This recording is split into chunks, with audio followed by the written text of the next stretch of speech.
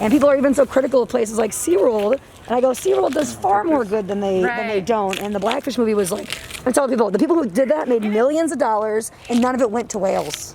Yeah, and you know, it's perception, because I finally had watched the Blackfish and stuff. I made myself watch it because I want to see their side, but then I saw the SeaWorld side of it, and I know the research behind it, and like, it's mostly lies. Like, they were negligent to their employees, but their practices had changed, and by the time they implemented that, like, it only hurt whale conservation, because all they did was cut their endangered species breeding and their wild rescue. You know, I mean, Bindi Irwin supported SeaWorld, and that to me said a lot, because I have a lot of support for her. Yeah, and you know, the zoos, like you said, have changed a lot since the 60s, the 70s. Yeah. But it turned people a lot against zoos and all that, and it was very unfair. It only hurt whale conservation and hurt zoos in general. But they do so much, and that's why I always tell people, I go, if you know a zookeeper, you know they put their heart and soul into what they do, and it's always the animals first. You see about rubbing that neck. He's like, I'll reach. I got some chin action when he was feeding me. I know. I was feeding him. Come closer. I got him into food. You can tell they rub their ossicones to wear off the fur like that. It's a lot of the rubbing. Rubbing the ossicones quite as much.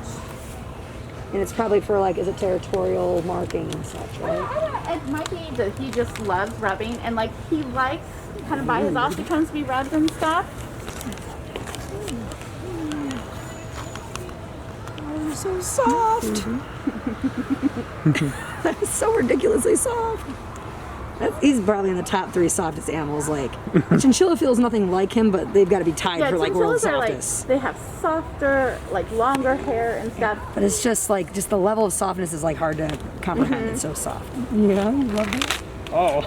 Of course, is coming closer. Oh, there he goes. He's like, he hears all the crunch and he's getting jealous. Crunchiness. I know, he's not having This is awesome. It's so cool. I love his little, he's got little swirls, little hair swirls. And then on the top of his left leg there's that one little white spot. Is that by right leg? Cute.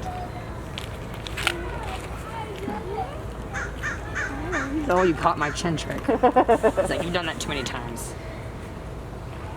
He's like, you know. He's like, stop touching my chin. I feel like face is almost like an antelope, how it's like elongated like that. Yeah. Adorable. You got these big, that, you got to get that on your own now, buddy. You got this big, you got the wrinkle behind his front leg. Wrinkly. Let's see. So is there any reason why there's 2 males and not a female? It just happened to be what was available for us. They are part of the species survival plan, so there is a chance to breed, probably. There is a chance to breed. So it just depends on if they get matched up with a female. Are they pretty picky, or? You know, I haven't really Females are bigger. I mean, we can ask Kelsey if she's heard some more about if they're particular with their mate. I know the females are bigger, and I've only seen I've seen like a couple, like, because I showed it with my students, like the behind the scenes stuff we were doing on some zoos with Okapis, and they showed some breeding efforts and babies, like, I forget which documentary it was, but it was like behind the scenes zoo or whatever, and they had a lot of trouble, it seemed, to get them together because the female was like really aggressive. It was like scaring the male, and then the male wasn't interested, and but they got it to work, but it was like the whole episode was the struggle of it. But would you on loan an Okapi female?